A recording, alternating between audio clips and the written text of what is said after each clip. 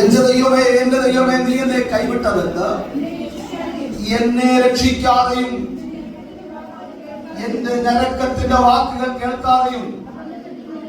ആമേൻ. യേശുക്രിസ്തുവിന്റെ ഭാവി കാലത്ത് കർത്താവിന് സംഭവിക്കപ്പെടാൻ പോകുന്നത് ആത്മാവിൽ കണ്ടുകൊണ്ട് തന്റെ ജീവിതത്തിന്റെ അനുഭവത്തിൽ നിന്നുകൊണ്ട് സങ്കീർത്തനക്കാരനായിരിക്കുന്ന ഭക്തനായ ദാവീദ് എഴുതി, ഞാനിപ്പോൾ ഒറ്റപ്പെട്ടു നിൽക്കുകയാണ്, എന്നെ സഹായിപ്പാൻ ദൈവം പോലും കൂടെയില്ല. ആരും കൂടെയില്ല. അതുകൊണ്ട് ജനസമനിക്കകത്ത് ഈ പ്രാർത്ഥന കിടപ്പുണ്ട്. ഞാൻ ഭാഗങ്ങളിലേക്ക് പോകുന്നില്ല. ഇവിടെ പറയുന്ന ഒരു പ്രത്യേക പദമുണ്ട്, ദൈവം അകന്നു നിൽക്കുന്നു. ദൈവം എന്ന് പറഞ്ഞേ, ദൈവം. പ്രിയപ്പെട്ടവരെ, മനുഷ്യനകന്നാൽ വലിയ പ്രശ്നമൊന്നുമില്ല.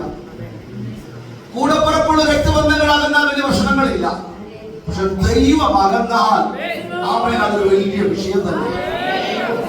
ചില സമയങ്ങളിൽ ദൈവം നമ്മളെ കൈവിട്ടോ എന്ന് തോന്നുന്നു. അവൻ ക്രൂശിൽ യേശുക്രിസ്തു അവന്റെ സകല വേദനകൾ സഹിച്ച് ഇരു കള്ളന്മാരുടെ നടുവിൽ ആണികളാൽ തൂങ്ങപ്പെട്ട് കിടക്കുമ്പോൾ അവിടെ മാത്രമല്ല, ഗതസമന മുതൽ കർത്താവ് ചോദിച്ച ചോദ്യമുണ്ട്, ദൈവമേ നീ അകന്നു നിൽക്കുന്നതെന്ന്. ക്രൂശി കിടക്കുമ്പോൾ ചോദിച്ച ചോദ്യമുണ്ട്, കർത്താവേ എന്നെ കൈവിട്ടതെന്ന്.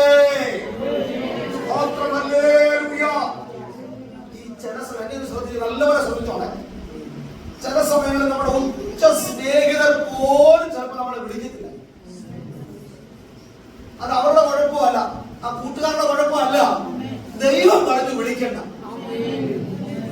ഞാൻ പറഞ്ഞ് മനസ്സിലാകുന്നുണ്ടോ? കർത്താവ് പറഞ്ഞു സംസാരിക്കണം. അല്ലാതെ 24 മണിക്കൂർ ഫോൺ ചെയ്തുകൊണ്ടിരുന്ന അമ്മാമ ഈ പ്രശ്നം ഉണ്ടായപ്പോ അവൻ വിളിക്കുന്നില്ല.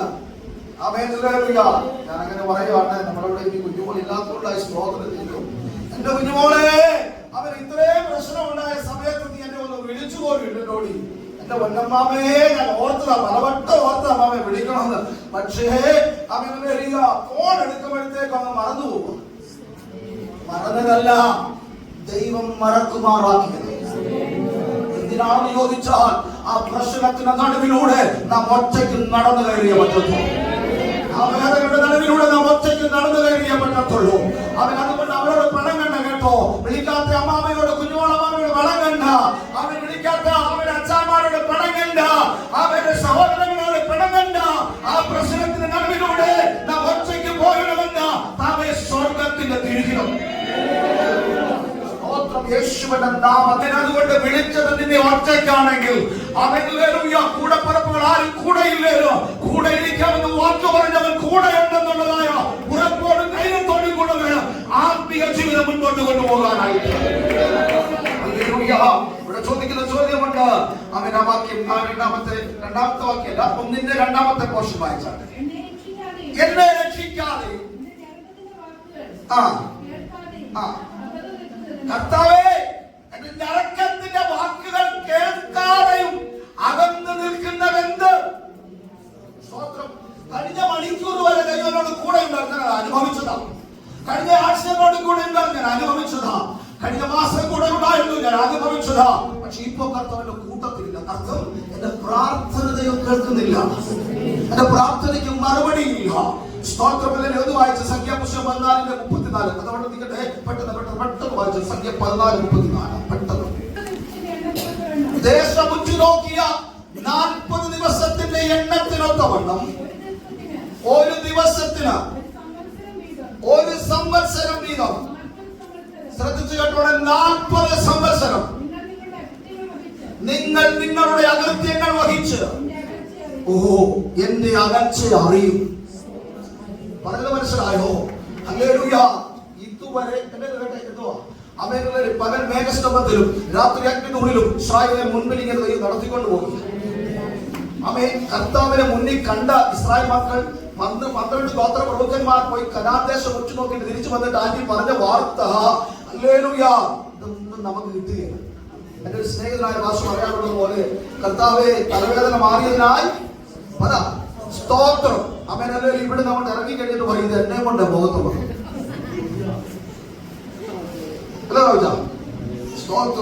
നമ്മുടെ വിശ്വാസം എന്തിയ ദൈവമക്കളെ? എന്ത് വന്നാലും. ഈ കഴിഞ്ഞ ദിവസം ഞാൻ ഭയങ്കര ഒരു സംഭവം പറയും. നമ്മുടെ ശാലുമോളും കൂടെ ഇവിടെ ഒരു കൊച്ചു വന്നില്ല, നിങ്ങൾ കണ്ടായിരുന്നോ? അവൻ ഞാനായ കാത്തലിക്സ് വിവാഹത്തിൽ വന്ന കൊച്ചാണ്. ആ കൊച്ചു ഒന്നും മനസ്സിലായില്ല, പക്ഷെ ചില കാര്യങ്ങളൊക്കെ മനസ്സിലായി. ഞാൻ ഇന്നലെ പോയി സംസാരിക്കും. അവൻ പാസ്റ്ററുടെ മോളും ആ കുഞ്ഞുകൂടെ യാത്ര ചെയ്ത ബൈക്ക് ആക്സിഡന്റിൽ പെട്ടു. ആ കുഞ്ഞിന്റെ കാല് ചെറിയ ഫ്രാക്ചറുകളൊക്കെ ഉണ്ടായിരുന്നു. അപ്പൊ വണ്ടി പറഞ്ഞ കൊച്ചിന്റെ കാലം കിടക്കുമ്പോൾ ഷാലുവിനോട് ആ കൊച്ചു പറയുക, എടീ മോളെ, പാസ്റ്ററിൽ പറഞ്ഞില്ലേ വണ്ടി ഇടിച്ചാലും സ്വോത്രം പറയണം. വണ്ടി ഇടിച്ചാലും ഇന്നലെ വന്ന കൊച്ചിനത് പിടി കിട്ടിയിട്ടും വർഷങ്ങളായ വിശ്വാസികളൊന്നും നമുക്ക് ഇന്ന് വരെ പിടി കിട്ടിയിട്ടില്ല. ശരിയല്ലേ? സ്തോത്രം. ആമേൻ. ഹല്ലേലൂയ. കരമുടിയത്തിന് സ്തോത്രം ചെയ്താലേ. ഹല്ലേലൂയ. ഞാൻ പറഞ്ഞു വന്നത് ഇതാണ്. ഇസ്രായേൽ മക്കളുടെ ആത്മാവിൽ 12 ഗോത്രപ്രമുഖന്മാർ പോയി ദേശം വെച്ച് നോക്കിയിട്ട് തിരിച്ചു വന്നിട്ട് ആദ്യം പറഞ്ഞു, ഓ അങ്ങനെ അത് ദേശം കൊള്ളാൻ കുഴപ്പമൊന്നുമില്ല, പക്ഷെ ഇതൊന്നും നമുക്ക് പ്രാപിക്കാൻ പറ്റുന്നതല്ല. കാരണം അവിടെ അനാക്യമലന്മാരുണ്ട്. യോശുവയെക്കാളും അകത്ത് ആത്മാവുള്ളവർ പറഞ്ഞു, ദൈവം നമ്മെ പ്രസാദിക്കുന്നെങ്കിൽ അത് നമ്മൾ അവകാശമാകും. ഈ പടിവാങ്ങിലോളം ദൈവം കൊണ്ടുവന്നില്ലേ? തിരിഞ്ഞു നോക്കി ഇന്നലകളിൽ നടത്തിയ ദൈവത്തിന്റെ പ്രവൃത്തി എത്ര വലുതാണെന്നുള്ളത്, ഇന്നലകളിൽ നടത്തിയ ദൈവത്തിന്റെ കരുതൽ എത്ര വലുതാണെന്നുള്ളത്. ശക്തരായ രാജാക്കന്മാർ ജീവിതത്തിനെതിരെ വന്നപ്പോൾ നീയാണോ യുദ്ധം ചെയ്തത്? നിനക്ക് വേണ്ടി ദൈവമായി യുദ്ധം ചെയ്തില്ലേ? അവൻ ദൈവത്തിന്റെ പ്രവൃത്തിയെ അവിശ്വസിക്കരുത്. ദൈവത്തിന് വേണ്ടി നിൽക്കുന്ന കുടുംബങ്ങളെ ദൈവം ആദരിക്കാൻ പോകുന്ന മാസങ്ങള്, ദൈവം ആദരിക്കാൻ പോകുന്ന ദിവസങ്ങള്, മുന്നിൽ വരാൻ പോകുന്നതെന്ന് പരിശുദ്ധമായി വചനത്തിലൂടെ ദൂത് പറയുകയാണ്. ഹല്ലേലൂയ. ദൈവത്തിന് വേണ്ടി നിന്നവരെല്ലാം കല്ലെടുത്താക്കി. ഹല്ലേലൂയ. വലിയ പ്രാർത്ഥനക്കാരൻ, വലിയ പ്രാർത്ഥനക്കാരി. ഹല്ലേലൂയ. ഞങ്ങളും പോലെ പ്രാർത്ഥിച്ചു നോക്കേണ്ടതാ, ഞങ്ങളും ഇന്നലെ കണ്ടെത്തുള്ളത്. പക്ഷേ അവന്റെ കാര്യത്തോടടുത്തുള്ള വിശ്വാസം കൈവിട്ടുപോയ സമയത്ത് ദൈവത്തിന് വേണ്ടി നിന്നവനെതിരെ ആളുകൾ കല്ലെടുക്കാൻ തുടങ്ങി. അറിയാമോ? ഓർമ്മയുടെ പുസ്തകം സ്വർഗത്തിൽ തുറക്കാൻ തുടങ്ങി. യോശുവ, കാലേബ്, 2 കുടുംബ തലവന്മാരുടെ പേര് ഓർമ്മയുടെ പുസ്തകത്തിൽ എഴുതാൻ തുടങ്ങി. അവൻ ഇവിടെ നിനക്കെതിരെ കല്ലെടുത്താൽ അവിടെ ഓർമ്മയുടെ പുസ്തകത്തിനകത്ത് സ്വർഗത്തിലെ പേരുകൾ അവൻ എഴുതിയിടുകയാണ്. ദൈവത്തിന് വേണ്ടി സംസാരിച്ചവന് വേണ്ടി, ദൈവത്തിന് വേണ്ടി നിന്നവന് വേണ്ടി, ദൈവത്തിന് വേണ്ടി പ്രവർത്തിച്ചവന് വേണ്ടി ദൈവം ഓർമ്മയുടെ പുസ്തകം അവൻ തുറന്നതിനകത്ത് എഴുതാൻ തുടങ്ങി. അവൻ കർത്താവിന് ചെയ്യാൻ കിട്ടുന്ന സമയങ്ങളിൽ അവൻ നിഷ്ഫലമാക്കട്ടെ ചെയ്യണം കേട്ടോ. അവൻ ദൈവത്തിന് സ്തോത്രം ചെയ്യുകയാണ്. ഹല്ലേലൂയ.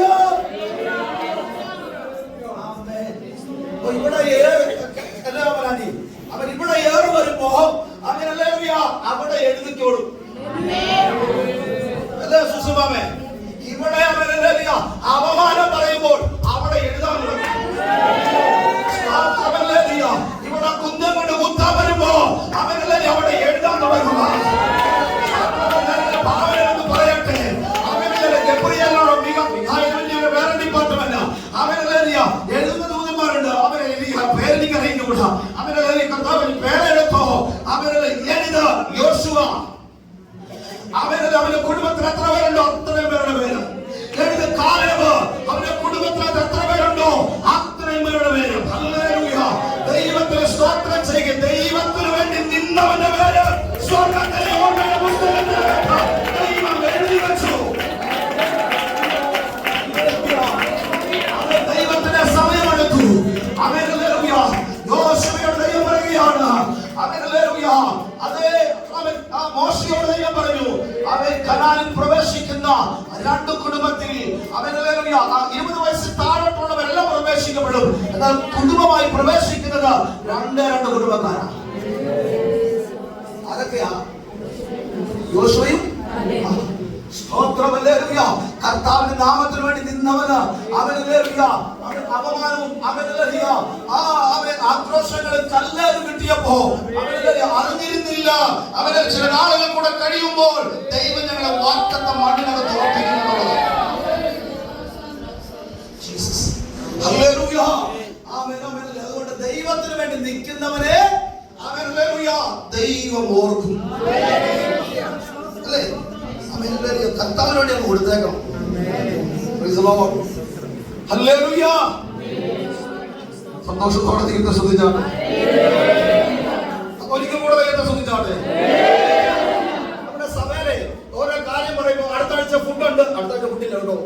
ഇങ്ങനെ പറഞ്ഞു വിടുകയാണ്. നമ്മളെല്ലാം ചെയ്യുന്ന ഏറ്റവും എളുപ്പമുള്ള കാര്യം, ആദ്യം നമ്മൾ ചാടിക്കല്ലേ ആ മോരം കയറും അല്ലേ? വലിയ പണിയില്ലാത്ത പരിപാടിയാണ്. അപ്പൊ അത്രയ്ക്ക് വെള്ളം ഇവിടെ തിരിച്ചു കിട്ടത്തുള്ളൂ. നീ അളക്കത്തെ അളവിനാ പറയുന്നു കിട്ടും അല്ലേ? ഇങ്ങോട്ട് നോക്കിക്കേ, കൈവാസനെ ഇങ്ങോട്ട് നോക്കിക്കേ. ചേട്ടനടിയുടെ കൂടെ കഴിഞ്ഞ പ്രാവശ്യം അവന്റെ വേറിയ ഒന്നാം തരം എന്താ ഇത് പറ തിന്നായിരുന്നോ? എന്റെ പൊന്നമ്മാമേ, അമ്മാമ്മയുടെ ആ അവിയൽ അവരുടെ ടേസ്റ്റ് ചെയ്ത് നോക്കാൻ പോലും എനിക്ക് പറ്റി. അമ്മാമ എനിക്ക് വേണ്ടി ഞങ്ങളുടെ വാസൊക്കെ അത് ഇഷ്ടമാണെന്ന് പറഞ്ഞുകൊണ്ട് ഈ സന്തോഷമുള്ള അമ്മാമേ എന്റെ ഒരു എന്ന് പറഞ്ഞുകൊണ്ട് ഈ ദിവസങ്ങളിൽ എപ്പോഴെങ്കിലും ഞാൻ അങ്ങോട്ട് വരും പ്രതീക്ഷിച്ച് കാത്തിരുന്നു. നമ്മുടെ ദൈവമക്കളെ വന്ന് ദൈവത്തിന് സ്തോത്രം ചെയ്യുകയാണ്. ദൈവദാസന്മാരെ മനസ്സിലാക്കുന്ന ദൈവമക്കളെ മനസ്സിലാക്കുന്ന ദൈവജനത്തിനാരും ദൈവത്തിന് സ്തോത്രം ചെയ്യുക. ഹല്ലേലൂയ. ചിലർക്ക് പെട്ടെന്ന് പച്ചടി ഒരു തരക്കാം, കുഴപ്പമില്ലെന്നേ. പച്ചവെള്ളം കൊടുത്താലും മനസ്സോടെ കൊടുത്തു. സ്തോത്രം. ഹല്ലേലൂയ. ആദ്യം കേൾക്കുന്ന കട്ടിയോടാൻ കൂടെ ഏറ്റേക്കണം അല്ല ജീവാശ്രയ. ആ സ്തോത്രം. ഹല്ലേലൂയ.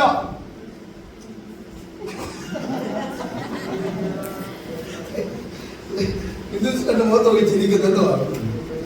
ഇത്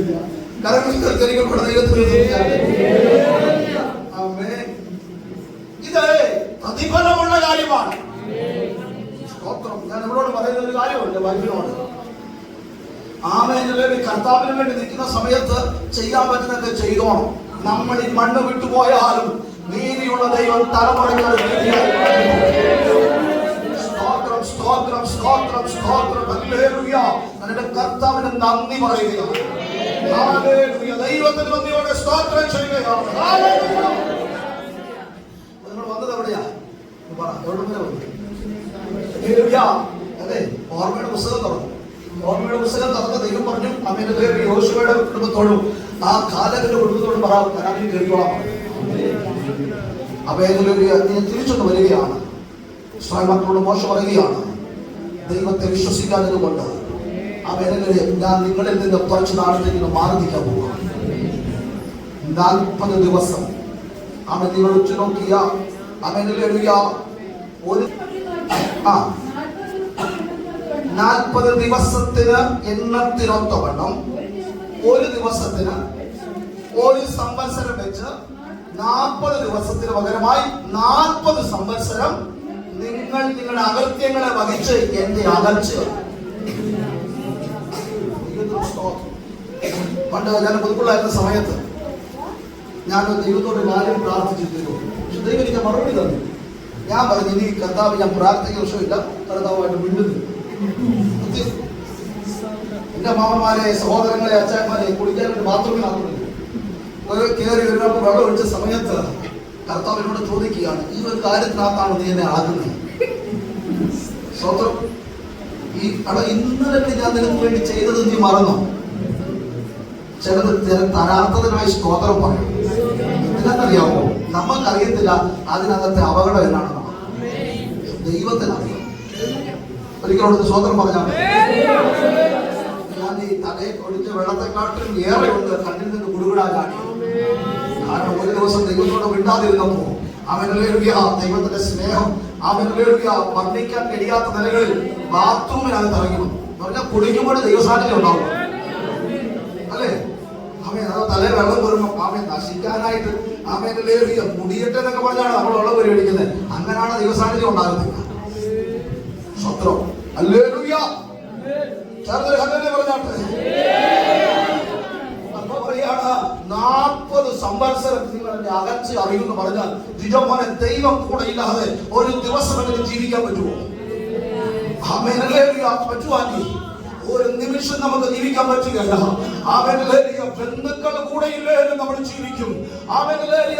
മറ്റാരും നമ്മളോട് കൂടെ ഇല്ലാതെ ജീവിക്കും. പക്ഷെ കർത്താവ് നമ്മളോട് കൂടെ ഇല്ലാതെ ഒരു സെക്കൻഡ് പോലും ജീവിക്കാൻ പറ്റുകയില്ല. കാരണം അത്രമാത്രം ഹൃദയമെന്ന് അവരുമായി കൂട്ട് നമുക്ക്.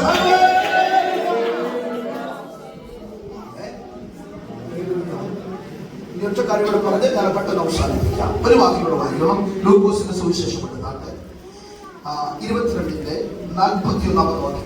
22-40 പെട്ടെന്ന് വായിക്കണം. താൻ അവരെ വിട്ട്, ആരെ വിട്ട്? ശിഷ്യന്മാരെ വിട്ട് ഒരു കല്ലേറ് ദൂരത്തോളം വാങ്ങിപ്പോയി.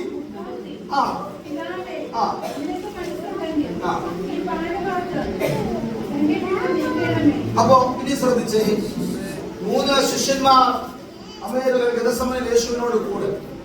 ഇവരെ വിട്ട് കർത്താവ് എത്ര ദൂരം പോയി? ഒരു കല്ലേറ് ദൂരത്തോളം. ഒത്തിരി ദൂരത്തല്ല ബിനോയങ്ങളെ, ഒരു കല്ലേറ് ദൂരത്തോളം കാണാൻ പറ്റുന്ന പരുവത്തിനകത്ത്. ഞാൻ പറയാൻ മനസ്സിലാകുന്നുണ്ടോ? കാണാൻ പറ്റുന്ന തന്റെ ശിഷ്യന്മാർക്ക് എന്ത് സംഭവിക്കുമെന്ന് കാണാൻ കഴിയുന്ന നിലയിലാണ് യേശു അകന്നു നിൽക്കുന്നത്. എന്ന് പറഞ്ഞാൽ ഒരു പ്രശ്നമുണ്ടായാൽ ഓടി വരത്തക്ക നിലയിലാണ് യേശു അവൻ അകന്നു നിൽക്കുന്നത്. അവൻ എന്നെ കേൾക്കുന്ന പ്രിയപ്പെട്ടവരെ, കർത്താവ് കൂടെ ഇല്ലെന്ന് ആരെങ്കിലും ചിന്തിക്കുന്നെങ്കിൽ ഇതുപോലെ നിങ്ങളോടുള്ള ദൈവത്തിന്റെ സന്ദേശമാ. ഒരു കല്ലേറ് ദൂരത്തിനപ്പുറം അവൻ ഉണ്ട് കേട്ടോ. ഒരു കല്ലേറ് ദൂരത്തിനപ്പുറം അവനുണ്ട്. യേശു മടങ്ങി വരാതിരിക്കില്ല. അവൻ ഒരു കല്ലേറ് ദൂരത്തിനപ്പുറം. യേശു നമുക്ക് വേണ്ടി പ്രാർത്ഥിക്കുന്നു. സ്തോത്രം. Hallelujah, hallelujah. വിശദീകരിക്കാൻ സമയമില്ലാത്തതുകൊണ്ട് ഞാൻ ഭാഗങ്ങളൊക്കെ വിടുകയാണ്. കർത്താവ് ഏൽപ്പിച്ച ഒരു ദൗത്യമുണ്ട്. അവനിലെ ഞാൻ പോയി മടങ്ങി വരുവോളം നിങ്ങൾ എനിക്ക് വേണ്ടി എന്ത് ചെയ്യണം? പ്രാർത്ഥിക്കണം. Praise God. ഹല്ലേലൂയ. ഏൽപ്പിക്കപ്പെട്ട ദൗത്യത്തിൽ പരാജയപ്പെട്ട് കിടന്നുറങ്ങുന്ന ശിഷ്യന്മാർ, ഹല്ലേലൂയ, യേശു പത്രോസിനെ വിളിച്ചിട്ട് പറഞ്ഞു, എന്റെ കൂട്ടത്തിലൊന്ന് വരണേ. ഹല്ലേലൂയ, പത്രോസേ, ഒരു നാഴിക എന്നോട് കൂടെ നടന്നിരിക്കാൻ പറ്റിയില്ലേ? അവൻ എന്തിനാമോ അവനാണ് ചോദിച്ചത്. പത്രോസിനോട് ചോദിച്ചത്, അവനെ കൂടെ നിൽക്കുന്നവൻ കുതികാല് വെട്ടുന്ന കുതന്ത്രങ്ങൾ ശത്രു അവനെ കൊണ്ട് മെനയിപ്പിച്ചുകൊണ്ടിരിക്കുകയാണ്. അവനിൽ അടുത്ത ശുശ്രൂഷ കൈമാറ്റം ചെയ്യപ്പെടും നിനക്ക് വേണ്ടിയിട്ട്. അതുകൊണ്ട് ഇന്ന് പകരം കൂടെ നിൽക്കുന്നവനെ ശത്രു അപഹരിച്ചെടുക്കുമ്പോൾ അവൻ ഇങ്ങനെ ഉറങ്ങിക്കിടന്നത് കാര്യമല്ല. അവൻ ഉറങ്ങിക്കിടക്കുന്നത് കാര്യമില്ല. ആത്മാവിൽ ഉണർന്നുന്നവരെ പ്രാർത്ഥിച്ചോണം. ഹല്ലേലൂയ. ദൈവത്തിന് നന്ദിയോടെ സ്തോത്രം ചെയ്യുകയാണ്. അവയെ ശക്തിയോടെ സ്തോത്രം ചെയ്താട്ടെ. ഹല്ലേലൂയ. അവസാനിപ്പിക്കുകയാണ്. ആ മേഖലയിലേക്ക് വചനം ഇങ്ങനെയാണ് പറയുന്നത്, കല്ലേറ് ദൂരത്തോളം. അത്ര അകലത്തിൽ യേശു പോയി. അപ്പൊ ഞാൻ അമ്മേനെ നോക്കി, കർത്താവ് എല്ലാം കാണുന്നില്ലേ? ഉണ്ടോ? എല്ലാ വേദനകളും, എല്ലാ ഭാരങ്ങളും, എല്ലാ സങ്കടങ്ങളും, ഒറ്റപ്പെടുന്നതും എല്ലാം ആര് കാണുന്നുണ്ട്? മക്കള് കാണുന്നില്ലല്ലോ. ആര് കാണുന്നുണ്ട്? കർത്താവ് കാണുന്നുണ്ട്. ഇന്ന് പകലിൽ കർത്താവിനെ മുറുകെ പിടിച്ചോണം. ആ ഹല്ലേലൂയ. കർത്താവ് കൂടെയുള്ളത് കൊണ്ട് ദൈവമക്കൾ അധൈര്യപ്പെടരുത്. സ്തോത്രം. ഹല്ലേലൂയ. ഒറ്റ വാക്യം ഇവിടെ വായിച്ച് ഞാൻ അവസാനിപ്പിക്കാം. ആവർത്തന പുസ്തകം 4-ാം അധ്യായം പെട്ടെന്ന് എടുത്താട്ടെ. അതിന്റെ 7-ാമത്തെ വാക്യം വായിച്ച്. വിളിച്ചപേക്ഷിക്കുമ്പോഴൊക്കെ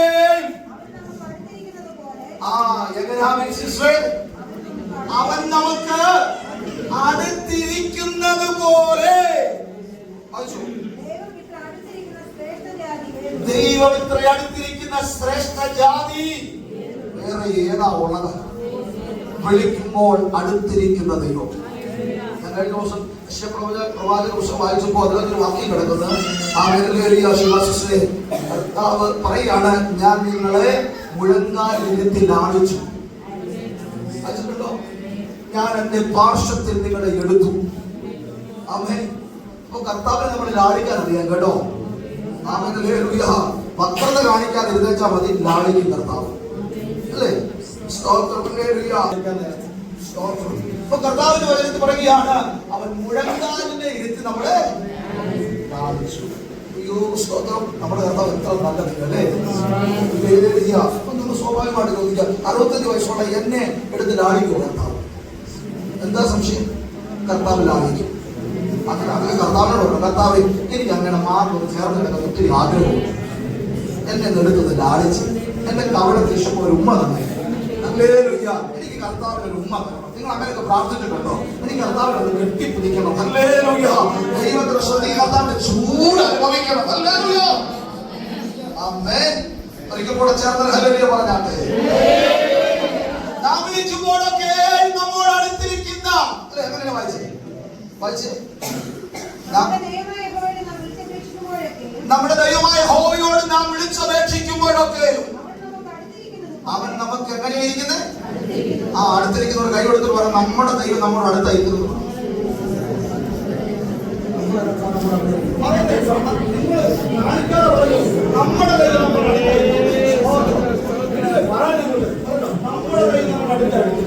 നമ്മുടെ ദൈവം നമ്മുടെ